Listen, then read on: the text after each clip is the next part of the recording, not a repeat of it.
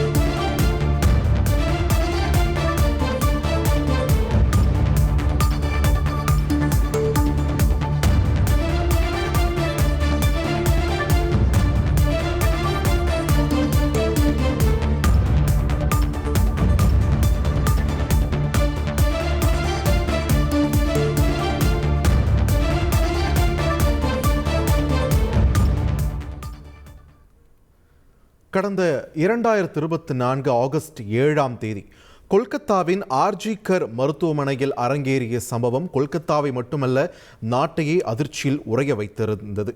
பெண் பயிற்சி மருத்துவர் பாலியல் பலாத்காரம் செய்யப்பட்டு கொடூரமான முறையில் கொலை செய்யப்பட்ட சம்பவம் நாட்டையே உலுக்கியது. இது தொடர்பான வழக்கு விசாரணை நடைபெற்று வந்த நிலையில் கொல்கத்தா சியால்தா நீதிமன்றம் தற்பொழுது இந்த வழக்கில் தீர்ப்பு வழங்கியிருக்கிறது.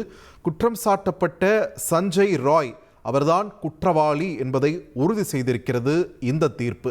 இந்நிலையில் அவருக்கு சஞ்சய் ராய்க்கு வழங்கப்பட வேண்டிய தண்டனை விவரங்கள் குறித்து தற்பொழுது வெளியாகவில்லை. வரும் 20ஆம் தேதி அந்த விவரங்கள் அறிவிக்கப்படும் என்ற ஒரு விளக்கமும் நீதிமன்றம் தரப்பிலிருந்து வழங்கப்பட்டிருக்கிறது. தற்போதைய சூழலில் இந்த வழக்கின் தீர்ப்பு நாடு முழுவதிலுமே தேசிய அளவில் மிகவும் முக்கியத்துவமாக பார்க்கப்படுகிறது. அந்த வழக்கில் தற்பொழுது குற்றம் சாட்டப்பட்ட சஞ்சய் ராய் குற்றவாளி என்று தீர்ப்பு வழங்கியிருக்கிறது கொல்கத்தா சியால்தா நீதிமன்றம். இது தொடர்பான முக்கிய செய்தியை பார்த்து வருகிறோம்.